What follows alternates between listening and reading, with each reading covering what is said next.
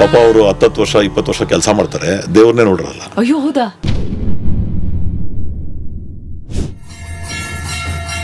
ದೇವ್ರನ್ನ ಮಲಗಿಸೋದೇ ನಾವು 2 ಅವರ್, ಒಂದೊಂದ್ಸತಿ ಒಂದು ಗಂಟೆ ಕಾಲ ಅಷ್ಟೇ.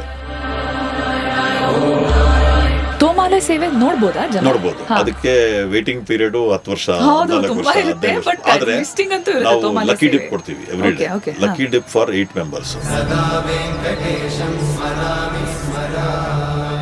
ಎವ್ರಿ ಡೇ 70,000 to 80,000 ಜನಕ್ಕೆ ನಾವು ದರ್ಶನ ಮಾಡೋಕ್ಕಾಗೋದು. ಆದ್ರೆ ಬೆಟ್ಟದ ಮೇಲೆ 2 ಲಕ್ಷ ಜನ ಇರ್ತಾರೆ ಪ್ರತಿ ದಿವಸ. 5,000 ರಿಂದ 10,000 ಜನ ದರ್ಶನ ಮಾಡದೆ ಹೋಗ್ತಾರೆ. ಟಿಕೆಟ್ ಸಿಕ್ಕಿದೆ ಸಾಧ್ಯ, ಟಿಕೆಟ್ ನ ಫೋಟೋ ಹಾಕೊಂತಾರೆ ಅವರು ಸ್ಟೇಟಸ್ ಅಲ್ಲಿ. ನಾನು ಮಾಡಿದೀನಿ. ಯಾವುದೇ ಒಂದು ಬಿಸ್ನೆಸ್ ಸ್ಟಾರ್ಟ್ ಮಾಡ್ಬೇಕಾದ್ರೆ ಕೆಲವರು ಅದರಲ್ಲಿ 10% or 1% ಪಾರ್ಟ್ನರ್ಶಿಪ್ ವೆಂಕಟೇಶ್ವರನ್ಗೆ ಅಂತ ಇಟ್ಟು. ನಾನು ಕೂಡ ಅಂದ್ರೆ 1% ಪಾರ್ಟ್ನರ್ ಅಂತಾನೆ ನಾನು ಮುಂಚೆ ಕನ್ಸಿಡರ್ ಮಾಡಿ ನಾನು ಬಿಸ್ನೆಸ್ ಶುರು ಮಾಡಿದ್ದೆ. We get a collection not less than 4 crores per day. Hundi collection, not donation.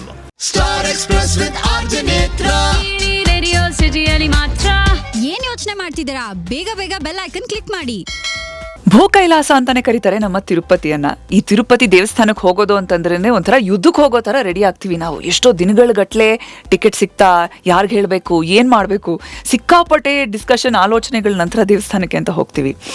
ಲಕ್ಷಾಂತರ ಜನ ಒಂದು ದಿನದಲ್ಲಿ ಆ ತಿರುಮಲಲ್ಲಿರ್ತಾರೆ. ಅಷ್ಟೂ ಜನರ ಈ ಒಂದು ದರ್ಶನ ಆಗಬೇಕು, ಅಲ್ಲಿ ಊಟ ತಿಂಡಿ ವ್ಯವಸ್ಥೆ, ಅಲ್ಲಿ ಸ್ಟೇ ಆಗೋದಕ್ಕಿರಬಹುದು, ಎಷ್ಟು ಕೆಲಸಗಳು ನಡೀತಾ ಇರುತ್ತೆ. ಇಷ್ಟೆಲ್ಲ ನಾವು ದರ್ಶನ ಆಗೋವರೆಗೂ ಕೂಡ ಬೈಕೊಂಡು ಸುಮಾರು ಜನ ಸಿಕ್ತು, ಅಯ್ಯೋ ದರ್ಶನ ಆಯ್ತಾ ಆಗಿಲ್ವಾ, ಕೊನೆಗೆ ಇಷ್ಟೆಲ್ಲ ಏನೇ ಕಷ್ಟಪಟ್ಟಿದ್ರು ಸಹ ದರ್ಶನ ಆಗಿದ್ದ ನೆಕ್ಸ್ಟ್ ಮಿನಿಟ್ ಅಷ್ಟು ಬೇಜಾರು, ಬೇಸರ ಅಥವಾ ಆಯಸ್ಸಿರು ಏನಿದೆ ಪೂರ್ತಿ ಮರ್ತು ಹೋಗುತ್ತೆ. ಅದು ತಿರುಮಲದ ಸ್ಪೆಷಾಲಿಟಿ, ಅದೇ ಆ ತಿರುಮಲದ ಪವರ್. ಈ ತಿರುಮಲ ದೇವಸ್ಥಾನದಲ್ಲಿ ಇನ್ಫ್ಯಾಕ್ಟ್ ನಾವು ಇಲ್ಲಿಂದ ಕರ್ನಾಟಕದಿಂದ ಹೋಗಬೇಕಾದ್ರೆ ನಮ್ಮವರು ಅಂತ ಯಾರಾದರೂ ಇದ್ದಾರಾ, ನಮ್ಮ ಕರ್ನಾಟಕದಿಂದ ಯಾರಾದರೂ ಪ್ರತಿನಿಧಿಗಳಿದ್ದಾರಾ, ನಮ್ಮ ಪ್ರಶ್ನೆಗಳು ಅಥವಾ ನಮ್ಮ ಗ್ರೀವೆನ್ಸಸ್ ಇರಬಹುದು, ನಾವು ತಿಳ್ಕೊಳ್ಳುವಂಥ ವಿಚಾರಗಳಿರಬಹುದು, ನಮ್ಮವ್ರನ್ನ ಯಾರಾದರೂ ಕೇಳಬಹುದಾ ಅನ್ನೋಂಥ ಒಂದು ಪ್ರಶ್ನೆ ಸಹಜವಾಗಿಯೇ ಇರುತ್ತೆ. ಹಾಗೆ ಅಲ್ಲಿನ ಟೆಂಪಲ್ ಸಮಿತಿಯಲ್ಲಿ ನಮ್ಮ ಕರ್ನಾಟಕದಿಂದ ರೆಪ್ರೆಸೆಂಟೇಟಿವ್ ಒಬ್ಬರು ಇರ್ತಾರೆ ಅನ್ನೋದು ಬಹಳಷ್ಟು ಜನಕ್ಕೆ ತಿಳಿದಿರಲಿಕ್ಕಿಲ್ಲ. ನಮ್ಮ ಕರ್ನಾಟಕದಿಂದ ಒಬ್ಬ ಈ ತಿರುಮಲ ದೇವಸ್ಥಾನದ ಈ ಸಮಿತಿಯಲ್ಲಿ ಅಲ್ಲಿನ ಸದಸ್ಯರಾಗಿ ಇರುವಂತಹ ನಮ್ಮ ಶ್ರೀ ನರೇಶ್ ಕುಮಾರ್ ಅವರು ಇವತ್ತು ನಮ್ಮ ರೇಡಿಯೋ ಸಿಟಿ ಸ್ಟುಡಿಯೋಸ್ನಲ್ಲಿದ್ದಾರೆ. ತಿರುಮಲ ದೇವಸ್ಥಾನದ TTD ಸದಸ್ಯರಲ್ಲದೆ ಅಲ್ಲಿನ ಅಪೀಲ್ ಕಮಿಟಿಯ ಅಧ್ಯಕ್ಷರು ಕೂಡ ಆಗಿರ್ತಾರೆ. ಸರ್ ನಮಸ್ತೆ, ವೆಲ್ಕಮ್ ರೇಡಿಯೋ ಸಿಟಿಗೆ. ಓಂ ನಮೋ ವೆಂಕಟೇಶಾಯ. ಮೊದಲಿಗೆ ಇದು ಶುರು ಮಾಡೋದಕ್ಕೆ ನಾವು ಇದನ್ನ ಶುರು ಮಾಡೋದು ದೇವಸ್ಥಾನದಿಂದನೇ ಶುರು ಮಾಡೋದು ಕಲ್ತಿದ್ದು ಫಸ್ಟ್. ಹಾಗಾಗಿ ಬೋರ್ಡ್ ಅಂತ ನಮ್ದು ಕರ್ನಾಟಕದಿಂದ ಇಬ್ರು ಇರ್ತಾರೆ. ಹಂಗಾಗಿ ನಾನು ಈ ಸತಿ ಈ ಬೋರ್ಡಲ್ಲಿ ಸದಾವಕಾಶ ದೈವಾನುಗ್ರಹ ಇಂಥ ಬೋರ್ಡಲ್ಲಿರೋದು ದೇವರ ಸೇವೆ ಮಾಡೋದಕ್ಕೆ. ಹಂಗಾಗಿ ನಾನು ಕರ್ನಾಟಕದಿಂದ, ನಾನು ಮತ್ತು ದರ್ಶನ್ ಅಂತ ಇಬ್ಬರಿದ್ದೀವಿ. ಇದರಲ್ಲಿ 24 ಜನ ಬೋರ್ಡ್ ಮೆಂಬರ್ಸ್ ಇರ್ತೀವಿ. ಅದರಲ್ಲಿ ಕರ್ನಾಟಕದಿಂದ 2, ತಮಿಳ್ನಾಡಿಂದ 2, ಮಹಾರಾಷ್ಟ್ರದಿಂದ 1, ಗುಜರಾತಿಂದ 1, NRI ಒಬ್ರು ಇರ್ತಾರೆ. ಮಿಕ್ಕಿದ್ದೆಲ್ಲೂ ಆಂಧ್ರ ಮತ್ತು ತೆಲಂಗಾಣದವ್ರು ಇರ್ತಾರೆ. ತೆಲಂಗಾಣದಿಂದ 4 ಜನ ಇದ್ದಾರೆ ಇವಾಗ. ಆಂಧ್ರ ಮತ್ತು ತೆಲಂಗಾಣ ಮುಂಚೆಯಿಂದನೂ ಒಂದೇ ಇದ್ದಾಗಿಂದ ಇತ್ತು. ಇವಾಗ ತೆಲಂಗಾಣ ಸಪ್ರೇಟ್ ಆಗಿರೋದ್ರಿಂದ 4 ಜನ ತೆಲಂಗಾಣದವರು, ಮಿಕ್ಕಿದ್ದೆಲ್ಲೂ 6 ಜನ ಇರ್ತಾರೆ. 24 ಜನ. ಎಕ್ಸ್ ಅಫಿಷಿಯೋಸು 4 ಜನ ಇರ್ತಾರೆ. So over all the board strength is 28. ಈ ವೋಟಿಂಗ್ ಸಿಸ್ಟಮ್ ಎಲ್ಲ ಬರೋದು 24 ಜನಕ್ಕೆ. ಹಾಗಾಗಿ ಬೋರ್ಡ್ ಡಿಸಿಷನ್ ಮಾಡೋದೇ ಮೇಜರ್. ಇದು ಅಂದರೆ ಸರ್ಕಾರದ ಅಂಡರಲ್ಲಿ ಇದ್ರೂ ಕೂಡ ದೇವಸ್ಥಾನದ ಎಲ್ಲ ಕೈಂಕರ್ಯಗಳು ಮತ್ತು ಎನಿ ಆ್ಯಕ್ಟಿವಿಟೀಸು ಏನು ನಾವು ಹೊಸ ಇದನ್ನು ತೊಗೊತೀವಿ, ಡಿಸಿಷನ್ಸ್ ತೊಗೊತೀವಿ, ಅಥವಾ ದರ್ಶನದ್ದಾಗಲಿ, ಅದ್ರಲ್ಲಿ ಬರೋವಂಥ ಆದಾಯ ಆಗಲಿ, ಅದನ್ನು ಖರ್ಚು ಮಾಡೋದಾಗಲಿ, ಮತ್ತು ನಾವು ಅಲ್ಲಿ ಪ್ರಸಾದ ವಿನಿಯೋಗ ಆಗಲಿ, ಎಲ್ಲ ಬೋರ್ಡ್ಗೆ ಸಂಬಂಧಪಡುತ್ತೆ. ಸೊ ಇನ್ಫ್ಯಾಕ್ಟ್ ನಮ್ಮ ಜನಕ್ಕೆ ಜನರಲಿ ತಿರುಪತಿ ಅಂತ ಅಂದ ಕೂಡಲೇ ಅಲ್ಲಿಗೆ ಹೋಗೋದಕ್ಕೆ ನನಗೆ ಟಿಕೆಟ್ ಹೆಂಗೆ ಸಿಗುತ್ತೆ, ಆಮೇಲೆ ನಾನು ಹೆಂಗೆ ಹೋಗ್ತೀನಿ, ಹೋದ್ಮೇಲೆ ರಶ್ ಇಲ್ಲದೆ ಮುಗಿಸ್ಕೊಂಡು ಬರ್ತೀನ, ದರ್ಶನ ಚೆನ್ನಾಗಾಯ್ತಾ, ಎಲ್ಲರಿಗೂ ಲಡ್ಡು ಕೊಟ್ಟನ, ಎಲ್ಲ ನಾವು ತಿಂದ್ವಾ, ಖುಷಿಯಾಗಿದ್ದೀವ, ಅಥವಾ ನಮ್ಮ ಹರಕೆ ತೀರ್ಸಿದ್ವಾ ಅನ್ನೋ ಆ ಒಂದು ಪಾಯಿಂಟ್ ಆಫ್ ವ್ಯೂನಲ್ಲೇ ಹೆಚ್ಚಾಗಿ ಯೋಚನೆ ನಡೆಯುವಂಥದ್ದು. ಈ ಬೋರ್ಡ್ ಹೇಗೆ ಕೆಲಸ ಮಾಡುತ್ತೆ, ಅದ್ರ ಹಿಂದೆ ಎಷ್ಟು ಜನ ಇರ್ತಾರೆ, ಯಾವ ರೀತಿ ನೇಮಕ ಆಗುತ್ತೆ. ಇನ್ಫ್ಯಾಕ್ಟ್ ಅಕ್ರಾಸ್ ಇಂಡಿಯಾ ಬಹಳಷ್ಟು ಅಂದರೆ ಜಾಸ್ತಿ ಎಲ್ಲಿ ಯಾವ ರಾಜ್ಯಗಳಿಂದ ಜನ ವಿಸಿಟ್ ಮಾಡ್ತಾರೆ ಆ ರಾಜ್ಯಗಳಿಂದ ಒಬ್ಬೊಬ್ರು ಪ್ರತಿನಿಧಿ ಇರ್ತಾರೆ TTDನಲ್ಲಿ ಅನ್ನುವಂಥ ಮಾಹಿತಿ ಬಹಳ ಜನಕ್ಕೆ ಇರೋದಿಲ್ಲ. ಸೊ ಈಗ ನಮ್ಮ ಕರ್ನಾಟಕದ ಪ್ರತಿನಿಧಿಯಾಗಿ ತಮ್ಮ ರೆಪ್ರೆಸೆಂಟೇಷನ್ ಹೇಗಿರುತ್ತೆ, ಏನಿರುತ್ತೆ ತಮ್ಮ ರೋಲ್ಸ್ ಆ್ಯಂಡ್ ರೆಸ್ಪಾನ್ಸಿಬಿಲಿಟೀಸ್? ಸಾಧಾರಣವಾಗಿ ನಮ್ಮ ಕರ್ನಾಟಕದ ಜನತೆಗೆ ಯಾವುದೇ ರೀತಿ ತೊಂದರೆ ಆಗಲಿ ಅಥವಾ ದರ್ಶನದ್ದು ಇದು ಮತ್ತೆ ನಮ್ಮಲ್ಲಿ VIP ಅಥವಾ ಡಿಗ್ನಿಟರೀಸ್ ಯಾರು ಬರ್ತಾರೆ ಇಂಥವ್ರಿಗೆ ದರ್ಶನ ಮಾಡಿಸೋದ್ರಿಂದ ಹಿಡಿದು ಅಥವಾ ಅಲ್ಲಿ ಏನೋ ಕೆಲಸ ಇದ್ರೆ ನಮ್ಮ ಸಿಕ್ಕಾಪಟ್ಟೆ ಕೆಲಸನೂ ಇರುತ್ತೆ ಅಲ್ಲಿ. ಈಗ ನಂದು ಅಂದರೆ ಒಂದು ಸುಮಾರು ಡಿಪಾರ್ಟ್ಮೆಂಟ್ಸ್ ಇದೆ, ಅದರಲ್ಲಿ ಪ್ರೊಕ್ಯೂರ್ಮೆಂಟ್ ಕಮಿಟಿ ಇರುತ್ತೆ. ಪ್ರೊಕ್ಯೂರ್ಮೆಂಟ್ ಕಮಿಟಿಯಲ್ಲಿ ನೀವು ಅಕ್ಕಿಯಿಂದ ಬೇಳೆ ಅಂದರೆ ಎಲ್ಲ ನಮ್ಮ ಪ್ರಾಡಕ್ಟ್ಸ್ ನೀವೇನು ಅಲ್ಲಿ ಪ್ರಸಾದಕ್ಕೆ ನೋಡ್ತೀರಾ, ಸಕ್ಕರೆ ಈಗ ತುಪ್ಪ ಕರ್ನಾಟಕದಿಂದನೇ ಹೋಗ್ತಾ ಪ್ರೊಕ್ಯೂರ್ಮೆಂಟ್ ಕಮಿಟಿ ತುಂಬಾ ಸ್ಟಾರ್ ಈಗ ಇತ್ತೀಚಿನ ಮೋಸ್ಟ್ ಡಿಸ್ಕಸ್ಡ್ ಕಮಿಟಿ ಅನ್ಸುತ್ತೆ. ನಮ್ಮ ಕರ್ನಾಟಕದಿಂದ ಹೋಗ್ತಾ ಇರೋದು ನಮ್ಮೆಲ್ರಿಗೂ ಹೆಮ್ಮೆ ಮತ್ತೆ ಖುಷಿನೋ. ಮತ್ತೆ ಈ ತರದ ಪ್ರೊಕ್ಯೂರ್ಮೆಂಟ್ ಕಮಿಟಿ ಇರುತ್ತೆ, ಅಪೀಲ್ ಕಮಿಟಿ ಇದೆ, ನಮ್ಮ ಸಿಮ್ಸ್ ಅಂತ ಹಾಸ್ಪಿಟಲ್ ಇದೆ, ಹಾಸ್ಪಿಟಲ್ ಕಮಿಟೀಸ್ ಇದೆ, ಆಮೇಲೆ ಡಿಸಿಪ್ಲಿನರಿ ಆಕ್ಷನ್ಗೆ ಒಂದು ಕಮಿಟಿ ಇದೆ. ಈ ಥರದ್ದು ಅಂದರೆ ಒಂದು 32 ಡಿಪಾರ್ಟ್ಮೆಂಟ್ಸ್ ಇರುತ್ತೆ. ಅದರಲ್ಲಿ ನನ್ನ ಅಪೀಲ್ ಕಮಿಟಿ ಮಾಡಿದ್ದಾರೆ. ಸೊ ಕೆಲಸನೂ ಸಿಕ್ಕಾಪಟ್ಟೆ ಇರುತ್ತೆ. ಒಂದು ಜನಕ್ಕೆ ಏನು ಅಂದರೆ ಎಲ್ರಿಗೂ ನೀವು ಹೇಳ್ದಂಗೆ ಆತಂಕ, ಟಿಕೆಟ್ ಸಿಗೋದೇ ಒಂದು ಅಲ್ಲಿ ದೊಡ್ಡ ಕೆಲಸ ಅನ್ನೋ ಥರ. ಅಂದರೆ ನಾನು ಕೂಡ ಹಂಗೆ ಮಾಡ್ತಾ ಇದ್ದೆ ಮುಂಚೆ, ಟಿಕೆಟ್ ಸಿಕ್ಕಿದ್ರೆ ಒಂದು ಸಾಧನೆ ಮಾಡ್ದಂಗೆ ಅಲ್ಲಿ. ಆಮೇಲೆ ದರ್ಶನ, ಟಿಕೆಟ್ ಸಿಕ್ಕಿದ್ಮೇಲೆ ದರ್ಶನ ಎಷ್ಟು ನಿಮಿಷ ನಿಂತ್ಕೊಂತೀವಿ ಅಂತ. ಈಗಲೂ ಜನ ಅದನ್ನು ನೀವು ನೋಡ್ರಂಗೆ ಅವರ ಏನಂತಾರೆ ಮೊಬೈಲ್ಗಳಲ್ಲಿ ಇದು ಏನವ್ರು ಇನ್ಸ್ಟಾಗ್ರಾಮ್ಸಲ್ಲಿ ಪೋಸ್ಟ್ ಮಾಡ್ಕೊತಾರೆ, ನಾನು ಇವತ್ತು ದರ್ಶನ ಮಾಡ್ಕೊಂಡ್ ಬಂದೆ, VIP ದರ್ಶನ ಮಾಡಿದೆ, ಪ್ರೋಟೋಕಾಲ್ ದರ್ಶನ ಮಾಡಿದೆ ಅಂತ. ಎಲ್ಲದಕ್ಕಿಂತ ಮುಖ್ಯ ತಿರುಪತಿಯಲ್ಲಿ ರಶ್ ಇರೋದು ನಿಜ, ಆದರೆ ಅಲ್ಲಿ ಒಂದು ಅಂದರೆ ಜನದ ವಾಡಿಕೆ ಪ್ರಕಾರ ನಮಗೆ ದರ್ಶನ ಆಗಲ್ಲ, ಸಿಕ್ಕಾಪಟ್ಟೆ ರಶ್ಶು ಅಂತೆಲ್ಲ ಹೇಳ್ತಾರೆ. ಆದರೆ ನೀವು ವ್ಯವಸ್ಥಿತವಾಗಿ ಒಂದು ಪ್ಲ್ಯಾನ್ ಮಾಡ್ಕೊಂಡು ಹೋದರೆ ಅದರಂಥ ದರ್ಶನ ಬೇರೆ ಇಲ್ಲ. ಮತ್ತು ಇದು ಒಂದೇ ಕಡೆ ದೇವರು ಅಂದರೆ ಭೂ ವೈಕುಂಠ ಅಂತಲೇ ಹೇಳೋದು ಇದನ್ನು.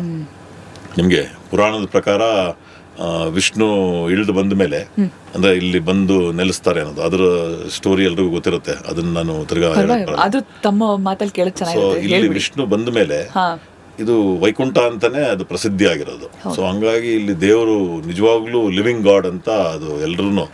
ಆದರೆ ನಾನಾ ರೀತಿ ಬೇರೆ ಬೇರೆ ಕಥೆಗಳು ಹೇಳ್ತಾರಲ್ಲಿ. ಅಲ್ಲೇನೋ ಹಿಂದ್ಗಡೆ ಬಾವಿ ಇದೆ, ಸಮುದ್ರದ್ದು ಅಲೆ ಕೇಳಿಸುತ್ತೆ, ಅಥವಾ ಹೂವ ಹಿಂದೆ ಬಿಸಾಕ್ಬಿಡ್ತಾರೆ, ಈ ಥರದ್ದೆಲ್ಲ ನೀವು ಕೇಳಿರ್ತೀರ ಎಲ್ಲರೂ ಸಾಧಾರಣವಾಗಿ. ಆ ಥರದ್ದೆಲ್ಲ ಏನಿಲ್ಲ. ಹೃದಯದಲ್ಲಿ ಏನೋ ಒಂದು ಡಮರು ಸದ್ದು ಕೇಳುತ್ತೆ ಅಂತೆಲ್ಲ ದೇವರು ಒಂದು ಅಂಶ ಇಲ್ಲಿರೋದ್ರಿಂದ ದೈವಾನುಗ್ರಹ ನಿಜಕ್ಕೂ ಇದೆ, ಅದ್ರ ಬಗ್ಗೆ ಎರಡನೇ ಮಾತಿಲ್ಲ. ನಿಮ್ಗೆ ಯಾಕೆ ಜನ ವಿಪರೀತ ಬರ್ತಾರೆ ಅಂತಂದ್ರೆ ಆ ನಂಬಿಕೆ ಅವರು ಅನ್ಕೊಂಡಿರೋದು ಆಗಿರೋದ್ರಿಂದ ಜನಕ್ಕೆ ಪದೇ ಪದೇ ಬರ್ತಾರೆ. ಈಗ ನೀವೇನೇ ಒಂದು ಕೆಲಸ ಮಾಡ್ಬೇಕಾದ್ರೆ ನಿಮ್ಗೆ ಅದರ ಫಲ ಸಿಕ್ಕಿದ್ಮೇಲೆ ನೀವು ಅಲ್ಲಿ ಹೋಗ್ತಿರಲ್ಲ, ಆ ಥರ ಇಲ್ಲಿ ಜನ ಬರೋಕ್ಕೆ ಶುರು ಆಗಿದ್ದಾರೆ. ನಾನು ಅದನ್ನೇ ಹೇಳ್ತಾ ಇರ್ತೀನಿ, this is the only god you can partner with. ಅಂದರೆ ಇಡೀ ವಿಶ್ವದಲ್ಲಿ ಬೇರೆ ಸಮುದಾಯಗಳು ಬೇರೆ ರಿಲಿಜನ್ಸು ಸೇರಿ ಯಾವ ದೇವರು ಪಾರ್ಟ್ನರ್ಶಿಪ್ ಮಾಡಲ್ಲ, ನಮ್ಮಲ್ಲಿ ಪಾರ್ಟ್ನರ್ಶಿಪ್ ಮಾಡ್ಬೋದು. ಹಾಗಾಗಿ ತುಂಬ ಜನ 1%, 10% ಯಾವುದೋ ಒಂದು ಕೆಲಸ ಮಾಡಬೇಕಾದ್ರೆ ಅನ್ಕೊತಾರೆ ನಾನು ದೇವ್ರಿಗೆ ಇದೊಂದು ಅಂದರೆ ಕಾಣಿಕೆ ಕೊಡ್ತೀವಿ ಅಂತ. ನಿಮಗೆ ಈ ಸೌತ್ ಇಂಡಿಯಾ ಅಂದರೆ ನಾರ್ತ್ ಇಂಡಿಯಾ ಸರಿ ಗೊತ್ತಿಲ್ಲ, ಸೌತ್ ಇಂಡಿಯನ್ಸು ಸಾಧಾರಣವಾಗಿ ನಿಮ್ಮ ಮನೆಯಲ್ಲೂ ಸೇರಿ ನಮ್ಮ ಮನೆಗಳಲ್ಲೂ ಸೇರಿ ಈ ಮುಡುಪು ಕಾಣಿಕೆ ಅಂತ ಮಾಡ್ತೀವಿ.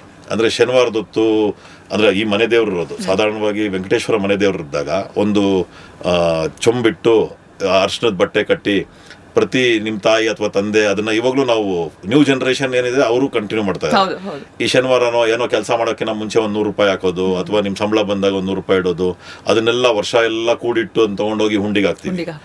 ಅದ್ರಲ್ಲಿ ನಮ್ಮಂತ ಹುಡುಗರು ಚಿಕ್ಕ ವಯಸ್ಸಲ್ಲಿ ಅದರಲ್ಲೂ ಕದೀತಾ ಇದ್ವಿ, ಅದು ಬೇರೆ ವಿಷಯ.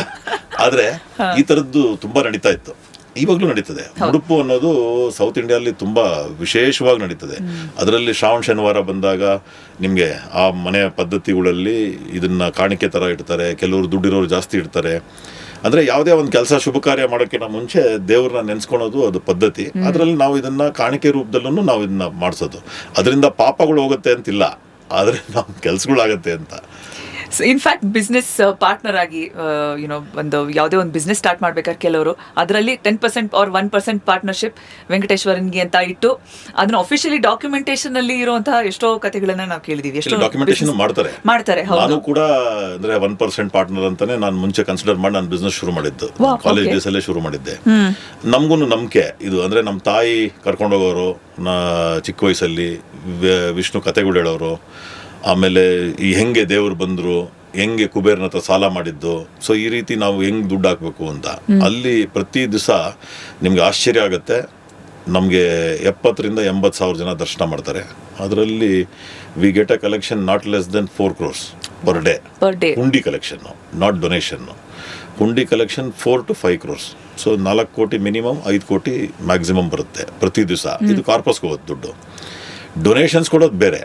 ಸೊ ಹಂಗಾಗಿ ಈ ಚಿಕ್ಕ ವಯಸ್ಸಲ್ಲಿ ನಮಗೇನು ಅದರ ಅಂದರೆ ಅನುಭವ ಆಗಿತ್ತು, ನಾವೇನೋ ಅಂದ್ಕೊಂಡಿದ್ವಿ ಆಯಿತು, ನಾವು ಕಾಲೇಜಲ್ಲಿ ಪಾಸ್ ಆಗಬೇಕು, ಅದೇ ಮಾಮೂಲಿ ನಾವೆಲ್ಲ ಕಂಕಣ ಕಟ್ಕೊಂಡು ಪಾಸ್ ಆಗಬೇಕು, ಪಾಸ್ ಆದ್ರೆ ನಡ್ಕೊಂಡ್ ಬರ್ತೀವಿ, ಮುಡುಕ್ ಕೊಡ್ತೀವಿ, ಪಾಸ್ ಮಾಡಿಸ್ಬಿಡು, ಕೂದಲು ಕೊಡ್ತೀವಿ, ಮುಡಿ ಕೊಡ್ತೀವಿ. ಸೊ ಈ ರೀತಿ ಎಲ್ಲಾನು ಅನುಭವ ಆಗಿ ಅದರಲ್ಲಿ ನಾವು ಅಂದ್ರೆ ಆ ಫಲಾನು ಸಿಕ್ಕಿರೋದ್ರಿಂದ ಆ ನಂಬಿಕೆ ಜಾಸ್ತಿ ಹಾಕೊಂಡೇ ಹೋಗುತ್ತೆ ಎಲ್ರು. ಸೊ ಹಂಗಾಗಿ ನನಗೆ ಇದು ಪ್ರತ್ಯೇಕವಾಗಿ ನಾನು ಇದನ್ನ ಪ್ರತಿ ಸತಿ ಹೇಳ್ತಾ ಇರ್ತೀನಿ. ನನಗಂತೂ ಈ ಮೆಂಬರ್ ಆಗಿದ್ದು ವಿಶೇಷವಾದ ಒಂದು ಅನುಭವ ನಿಮ್ಗೆ ಹೇಳ್ತೀನಿ. ಹೋದ ವೈಕುಂಠ ಏಕಾದಶಿ ಅಂದ್ರೆ ಇದೆಲ್ಲ ಅದ್ರ ಹೋದ ವೈಕುಂಠ ಏಕಾದಶಿ 26 ಅಲ್ಲ 24 ವೈಕುಂಠ ಏಕಾದಶಿಯಲ್ಲಿ ಅವಾಗ ನಮ್ಮಲ್ಲೊಬ್ರು ಮೆಂಬರ್ ಇದ್ರು. ಅವ್ರಿಗೆ ನಾನು ಕೇಳಿದೆ, ನಂಗೆ ವೈಕುಂಠ ಏಕಾದಶಿಗೆ ಒಂದು ದರ್ಶನ ಮಾಡ್ಕೊಡಿ ಅಂತ. ಯಾವತ್ತೂ ಹೋಗಿರ್ಲಿಲ್ಲ, ಯಾಕಂದ್ರೆ ಸಿಕ್ಕಾಪಟ್ಟೆ ರಶ್, ನೀವು ಹೇಳ್ದಂಗೆ ರಶ್ಶು, ಹೋಗ್ಬೇಕು ಅಂತ ಆಸೆ, ಮನೆ ದೇವರು, ಅದಕ್ಕೆ ಹೋದ್ರೆ ನಾವು ವೈಕುಂಠಕ್ಕೆ ಹೋಗಿ ಬಂದಂಗೆ ಅಂತ ಒಂದು ಫೀಲಿಂಗು, ಅದಕ್ಕೆ ಹೋಗಿ ಬರ್ಬೇಕು ಅಂತ ಎಲ್ರಿಗೂ ಆಸೆ ಇರುತ್ತೆ ಸಾಧಾರಣವಾಗಿ. ಅದಕ್ಕೆ ಟಿಕೆಟ್ ಕೊಡಿಸಿ ಅಂತಂದೆ, ಕರೆದಿದ್ರು. ನಮಗೆ ತುಂಬ ಕ್ಲೋಸ್ ಫ್ರೆಂಡು, ಹೋಗಿದ್ದೆ. ಹೋದರೆ ಅಲ್ಲಿ ವಿಚಿತ್ರವಾಗಿ ನಡ್ಕೊಂಬಿಟ್ರು ಅವರು. ಇಲ್ಲಿ ಬಂದಿದ್ದೆ ನೀನು ಪುಣ್ಯ, ನೀನು ಗೋಪುರ ನೋಡ್ಕೊಂಡು ನಮಸ್ಕಾರ ಮಾಡ್ಕೊಂಡು ಹೋಗ್ಬಿಡು ಅಂತ ಅಂದ್ಬಿಟ್ರು. ನಂಗೆ ಸಿಕ್ಕಾಪಟ್ಟೆ ಬೇಜಾರಾಗೋದು. ಫಸ್ಟೇ ಯಾರ್ದೋ ಹಂಗಲ್ಲಿ ಹೋಗಿದ್ದು, ರೂಮೂ ಇಲ್ಲ, ಚಳಿಗಾಲ, ಸಿಕ್ಕಾಪಟ್ಟೆ ಚಳಿ. ನಾನು ತಿರ್ಗಾ ನಮ್ಮ ದೇವರಾಜ್ ಅಂತ SP ಇದ್ರು ಕೋಲಾರಲ್ಲಿ, ನಮ್ಮ ಫ್ರೆಂಡ್ಗೆ ಸಿಕ್ಕಾಪಟ್ಟೆ ಕ್ಲೋಸು. ಅವ್ರನ್ನ ಕರೆದ್ವಿ, ಯಾಕಂದರೆ ಅವ್ರದ್ದು IPS ಕೋಟಾ ಇರುತ್ತೆ. ಹಂಗಾಗಿ ಅವ್ರನ್ನ ಕರೆದ್ವಿ, ಬಂದು ದರ್ಶನ ಮಾಡಿಕೊಡಿ ಅಂತ. ಪಾಪ ರಾತ್ರಿ 12 ಗಂಟೆಗೆ ಹೇಳಿದ್ದಕ್ಕೆ 3 ಗಂಟೆಗೆ ಬಂದರು. ಆ ಟೈಮಲ್ಲಿ ಅವ್ರಿಗೆ ನಮ್ಗೆ ಟಿಕೆಟು ಸಿಕ್ತು, ದರ್ಶನವೂ ಆಯಿತು, ದೇವ್ರ ಪುಣ್ಯ ಅವತ್ತು. ಆದರೆ ನನಗೆ ಅನುಭವ ಏನು ಅಂದರೆ, ಆ 9 ಗಂಟೆ ರಾತ್ರಿಯಿಂದ ಬೆಳಗಿನ ಜಾವ ಟಿಕೆಟ್ ಸಿಗುವ 4 ಗಂಟೆವರೆಗೂ ಇನ್ನೂ ಆತಂಕ ಸಿಗುತ್ತದೆ ಗೊತ್ತಿಲ್ಲ. ದೇವ್ರನ್ನ ಬೇಡ್ಕೊತಾ ಇದ್ದೆ 4 ಅವರು. ನಾನು ಜೀವನದಲ್ಲಿ ಇನ್ಯಾರ ಹಂಗಲ್ಲೂ ಬರಬಾರ್ದು, ಬಂದರೆ ನಾನೊಂದು 4 ಜನ ಕರ್ಕೊಂಬರಂಗೆ ಆಗಬೇಕು ಅಂತ. ನಾನು MLA ಅಥವಾ ಇನ್ನೇನೋ ಅಂದರೆ ಪೊಲಿಟಿಕಲಿ ಬೆಳಿತೀವಿ ಅಂತ ಒಂದು ಆಸೆಯಲ್ಲಿ ದೇವ್ರನ್ನ ಬೇಡ್ಕೊತಾ ಇದ್ವಿ. ಬೆಳಗ್ಗೆ ಜಾವ ನಂಗೆ ಟಿಕೆಟ್ ಸಿಕ್ಕಿದ ಮೇಲೂ ಕೇಳಿದ್ದು ಅದನ್ನೇ ದೇವ್ರನ್ನ, ಬರೋ ವರ್ಷ ನಾನು ಯಾರಂಗಲ್ಲೂ ಬರೋಂಗಿರಬಾರ್ದು, ಬಂದರೆ ನಾನು 4 ಜನ ಕರ್ಕೊಂಬರ್ಬೇಕು ಅಂತ. ನೆಕ್ಸ್ಟ್ ಇಯರ್ ನನಗೆ ಯಾರು ಟಿಕೆಟ್ ಕೊಟ್ಟಿಲ್ವೋ ಅವರೇ ನನ್ನ ಟಿಕೆಟ್ ಕೇಳಂಗಾಯ್ತು. ಅಂದರೆ ನಿಜಕ್ಕೂ ದೇವರು ಕೇಳ್ತಾರೆ ಅನ್ನೋದಕ್ಕೆ ನಂದು ಒಂದು ಮೇಜರ್ ಉದಾಹರಣೆ. ಈ ಥರದ್ದು ಸಾವಿರಾರು ಜನಕ್ಕೆ ಉದಾಹರಣೆ ಇದೆ. ಸೊ ಈ ವರ್ಷ ವೈಕುಂಠ ಏಕಾದಶಿ ನಮ್ಮ ಇಡೀ ಫ್ಯಾಮ್ಲಿ, ನಮ್ಮ ಅಂದರೆ ಎಲ್ಲ ನಮ್ಮ ಕಮ್ಯುನಿಟಿಯವರು ಎಲ್ಲರೂ. ಇನ್ನೊಂದು ಭಾರಿ ವಿಶೇಷ ಏನು ಅಂತಂದರೆ, ದೇವ್ರು ಎಷ್ಟು ಮುಖ್ಯನೋ ಅಷ್ಟೇ ನಮ್ಮ ಕಮ್ಯುನಿಟಿನೂ ಮುಖ್ಯ. ಯಾಕಂದ್ರೆ ನಿಮ್ಗೆ ಗೊತ್ತಿರಂಗೆ ಎಲ್ಲರೂ ದೇವ್ರನ್ನ ಬೇಡ್ಕೊಬೇಕಾದ್ರೆ ಮುಡಿ ಕೊಡೋದು ಒಂದು ಮೇಜರ್ ಇದು, ತುಂಬಾ ಮುಖ್ಯ. 70,000 ರಿಂದ 80,000 ಜನ ಡೈಲಿ ಬಂದ್ರೆ 30,000 ರಿಂದ 35,000 ಜನ ಮುಡಿ ಕೊಡ್ತಾರಲ್ಲಿ.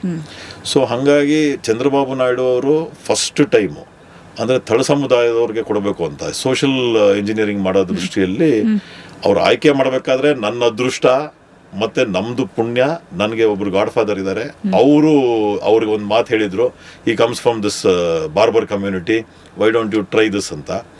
ಸೊ ಅವ್ರಿಗೇನು ಅನ್ನಿಸ್ತೋ ಗೊತ್ತಿಲ್ಲ. ಅವಾಗ ಅಂದ್ರೆ ಇದು ಸ್ವಲ್ಪ ಮೇಲಿಂದ ಹೇಳಿಸಿದ್ದಕ್ಕೆ ಹಿ ಕನ್ಸಿಡರ್ಡ್, ಇಲ್ಲಿ ಕಾಂಗ್ರೆಸ್ ಗೌರ್ಮೆಂಟ್ ಇತ್ತು, ಇವ್ರು NDA ಸೇರ್ಕೊಂಡ್ಬಿಟ್ರು. ಸೊ ಕೋಇನ್ಸಿಡೆನ್ಸು ಅದೆಲ್ಲೋ ಬಂದು ವಾಪಸ್ಸು ಅಂದ್ರೆ ನನ್ನ ತೆಕ್ಕೆಗೆ ಬರುತ್ತೆ ಅಂತ ನಮ್ಗೆ ಗೊತ್ತೇ ಇಲ್ಲ. ಆ ರೀತಿ ಅಂದ್ರೆ ಈ ತರ ತಲು ಸಮುದಾಯದವ್ರನ್ನ ಮಾಡ್ತಾರೆ ಅನ್ನೋದೇ ನಮ್ಗೆ ಒಂದು ಆಶ್ಚರ್ಯ. ಯಾಕಂದ್ರೆ ಒಂದು ಯಾರು ಬೆಳೆದಿರಲ್ಲ, ಬೆಳೆದ್ರೂ ಪಾಪ ಅವ್ರಿಗೆ ಅಳಕಿರುತ್ತೆ. ಅಳಕಿದ್ದವರು ನಿಮ್ಗೆ ಏನ್ ಮಾತಾಡ್ಬೇಕು, ಅಲ್ಲಿ ಹೆಂಗ್ ನಡ್ಕೊಬೇಕು ಅಂತಾನು ಗೊತ್ತಿರಲ್ಲ. ತುಂಬಾ ಕಡಿಮೆ ಜನ ನಮ್ಮ ಕಮ್ಯುನಿಟೀಸಲ್ಲಿ ಬೆಳೆದಿರೋದ್ರಲ್ಲಿ ನಾನೊಬ್ಬ. ಸೊ ಅದೊಂದು ನನಗೆ ಒಂದು ಒಳ್ಳೆ ಸದಾವಕಾಶ. ಸೊ ನಾನು ಬಂದ ತಕ್ಷಣ ಅವ್ರಿಗೆ ಹೇಳಿದೆ, ದೇವ್ರು ಎಷ್ಟು ಮುಖ್ಯನೋ ಅಷ್ಟೇ ನಾವು ಮುಖ್ಯ ಅಂತ. ಹಾಗಾಗಿ ಅದೊಂದು ಒಳ್ಳೆ ವಿಶೇಷವಾದ ಒಂದು ನಮಗೆ ಅಂದರೆ ಇದಾಯಿತು. ಮತ್ತು ಅಂಥ ದೊಡ್ಡ ಬೋರ್ಡ್ ಅಂದರೆ ವಿಶ್ವದ ದೊಡ್ಡ ದೇವಸ್ಥಾನದ ಬೋರ್ಡಲ್ಲಿ ನಾನೊಬ್ಬ ಇರೋದು ನನಗೆ ನಿಜಕ್ಕೂ ಪುಣ್ಯ. ಅದು ಯಾವ ಜನ್ಮದ ಪುಣ್ಯ ಮಾಡಿದ್ವೋ, ನಮ್ಮ ಮನೆಯಲ್ಲಿ ನಮ್ಮ ಅಮ್ಮನೋ ನಮ್ಮ ಮನೆಯವರು. ಹಂಗಾಗಿ ನಮಗೆ ಇದು ನೀವು ಹೇಳ್ದಂಗೆ ಸ್ಟಾರ್ ಹೊಡಿತು. ಸ್ಟಾರ್ ನನಗೆ ಎಂಟ್ರಿ ಸಿಕ್ಕಿಲ್ಲ, ದೇವ್ರೆ ಏನಾದ್ರು ಮಾಡಪ್ಪ ಅಂತ ಕೇಳೋದು ಒಂದು. ಇವಾಗ ಯಾರು ನೋಡಿದ್ರು ಎಂಟ್ರಿ ಕೇಳೋರು ಆಗೋಗಿದಾರ ನಿಮ್ ಸುತ್ತಮುತ್ತ ಇರೋರು. ಅದಂತೂ ನಿಜ. ಯಾಕಂದ್ರೆ ನನ್ಗೆ ಯಾರು ಪರಿಚಯ ಆದ್ರೂ ಟಿಕೆಟ್ ಕೊಡಿಸಿ ಇಲ್ಲ ಲಾಡು ಕೊಡಿಸಿ ಇದೇ ಆಗಿದೆ. ಅಂದ್ರೆ ನನಗೂ ಖುಷಿ. ಅಂದ್ರೆ ನಾನು ಈ ತರ ಎಲ್ಲಾ ಕಡೆನೂ ಹೋಗ್ತಾ ಇದ್ದೆ. ನಾನು ಮೆಂಬರ್ ಆಗಿದ್ದು ಮೊದಲನೇ ದಿವಸ ಕರ್ಕೊಂಡೋಗಿದ್ದು ನಮ್ಮ ಮನೆ ಮುಂದೆ ಕಸ ಗುಡಿಸೋರ್ನ. ಅಂದ್ರೆ ನನ್ಗೇನಂದ್ರೆ ಅಲ್ಲಿ ದೇವ್ರನ್ನ ಎಲ್ರು ನೋಡ್ಬೋದು, ದುಡ್ಡಿರೋರು, ಅದೊಂದು ಕಳಂಕನೂ ಇದೆ, ದುಡ್ಡಿದ್ರೆ ದೇವ್ರು ನೋಡ್ಬೋದು ಅಂತ. ಹಂಗಿಲ್ಲ ಅಲ್ಲಿ ಕೆಲವ್ರು ನಡ್ಕೊಂತಾರೆ, ಯಾಕಂದ್ರೆ ಸಿಕ್ಕಾಪಟ್ಟೆ ದುಡ್ಡು ಬರೋದ್ರಿಂದ ನಡ್ಕೊಂತಾರೆ. ಯಾರು ನೋಡಿಲ್ಲ ಅವ್ರನ್ನ ನೋಡಿಸ್ಬೇಕು ಅಂತ ನಂದೊಂದು ಮಹತ್ವಾಕಾಂಕ್ಷೆ. ಪ್ಲಸ್ ಈಗ ಈ ತುಂಬಾ ಬಡವರು ಅಥವಾ ಇದವರು ಒಂದು ಜನರಲ್ ಕ್ಯೂಗೆ ಹೋಗ್ಬೇಕು, ಸಿಕ್ಕಾಪಟ್ಟೆ ರಶ್ ಅಂತೆ, ಅಲ್ಲಿ ಹೋಗೋದೇ ಇಲ್ಲ ಅವರು. ಇಲ್ಲೇ ದೇವ್ರ ನಮಸ್ಕಾರ ಮಾಡ್ಕೊಂಡು ಇಲ್ಲೇ ಮುಡುಪಾಕಿ ಯಾರು ಹೋಗ್ತಾರೋ ಅವ್ರಿಗೆ ದುಡ್ಡು ಕೊಟ್ಬಿಡ್ತಾರೆ. ನೀವು ಆಶ್ಚರ್ಯ ಪಡ್ಕೊಂತೀರಾ. ಇಲ್ಲಿ ಕಸ ಗುಡಿಸೋರು ನಾನು ಕಳಿಸಿದಾಗ ಕಣ್ಣಲ್ಲಿ ನೀರು ಬಂದ್ಬಿಡ್ತು ಅವ್ರಿಗೆ. ಅವರು ಅವ್ರದ್ದೇ ಒಂದು ಕಾಣಿಕೆ, ಸರ್ ನಾವು ಯಾವಾಗಲೂ ವರ್ಷ ಯಾರಿಗೋ ಕೊಟ್ಟು ಕಳಿಸ್ತಾ ಇದ್ವಿ, ಈಗ ನಾವೇ ಹೋಗಾಕ್ತೀವಿ ಅಂತ. ಅಂದ್ರೆ ನಮಗೂ ಅದು ಒಂಥರ ಹಾರ್ಟ್ ಟಚಿಂಗ್ ಇದು. ನಮ್ಮ ಕರ್ನಾಟಕ ಭವನ ಇದೆ, ಡೈಲಿ ವೇಜ್ ಅರ್ನರ್ ಕೂಡ ಒಂದಿಷ್ಟು ದೇವ್ರಿಗೋಸ್ಕರ ಮುಡಿಪಿಟ್ಟು ಇಡ್ತಾರೆ. ಅಲ್ವಾ, ಎಷ್ಟು ಅಲ್ಲಿ ನಂಬಿಕೆ ಆ ದೇವರಲ್ಲಿ. ಭಿಕ್ಷುಕರು ಬಂದರೂ ಕೂಡ ಹುಂಡಿಗೆ ಹಾಕೋದೊಂದು ಪದ್ಧತಿ, ಅಂದ್ರೆ ಅವ್ರಿಗೆ ಅದೇನೋ ಒಂದು ಪ್ರೀತಿ ದೇವ್ರ ಮೇಲೆ, ಸೊ ಅದನ್ನ ಆ ರೀತಿ ತೋರಿಸ್ತಾರೆ.